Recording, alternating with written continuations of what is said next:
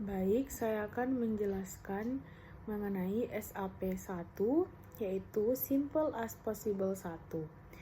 Ini adalah sebuah arsitektur komputer sederhana yang digunakan untuk mengajarkan konsep dasar dari arsitektur komputer dan pemrograman. Dalam SAP1, kita menggunakan beberapa komponen dasar seperti register, ALU atau Arithmetic Logic Unit, RAM atau Random Access Memory, dan clock. Kita akan menjelaskan program SAP1 menggunakan Logisim, sebuah perangkat lunak simulasi rangkaian digital. Adapun komponen utama dari SAP yaitu yang pertama program counter atau PC untuk menyimpan alamat instruksi berikutnya yang akan dieksekusi. Yang kedua, Memory Address Register atau MAR untuk menyimpan alamat data yang diambil dari atau disimpan ke memori.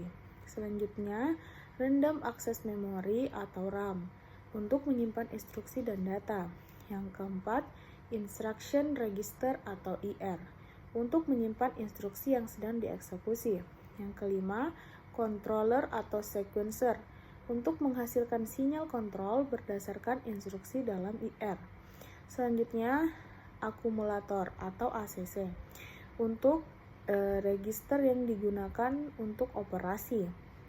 Yang ketujuh, B-register atau B-reg, register kedua yang digunakan dalam operasi aritmatika. Yang kedelapan, Arithmetic Logic Unit atau ALU untuk melakukan operasi aritmatika dan logika. Yang kesembilan, Output Register atau OUT untuk menampilkan hasil akhir dari operasi. Selanjutnya, adapun langkah-langkah dari SAP. Adapun langkah-langkah implementasi SAP dalam Logisim. Yang pertama yaitu membuat program counter atau PC. Nah, yang digunakan komponen counter dari library Logisim, kemudian hubungkan clock ke PC untuk memperbarui nilai pada setiap siklus clock. Selanjutnya, memory address register atau MAR dan RAM yang digunakan untuk register untuk MAR. Selanjutnya, gunakan RAM dan hubungkan alamat input dari MAR. RAM akan menyimpan instruksi dan data yang diperlukan. Selanjutnya, Instruction Register IR yang digunakan register untuk IR.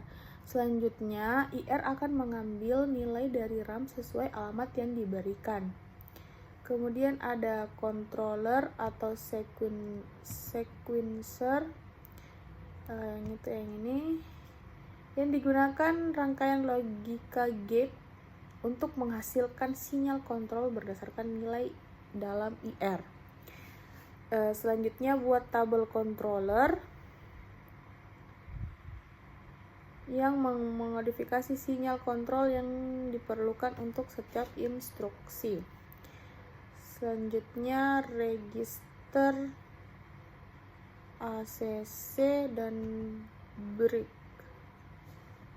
Ini register ACC dan register break yang digunakan untuk ACC dan break. Selanjutnya hubungkan input dari ALU ke ACC dan break. Selanjutnya Arithmetic Logic ALU.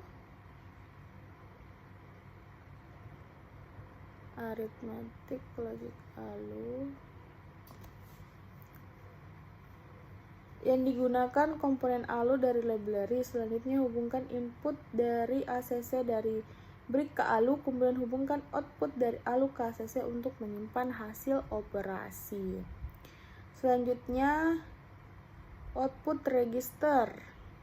Yang ini yang digunakan register untuk out. Selanjutnya hubungkan output dari ACC ke output.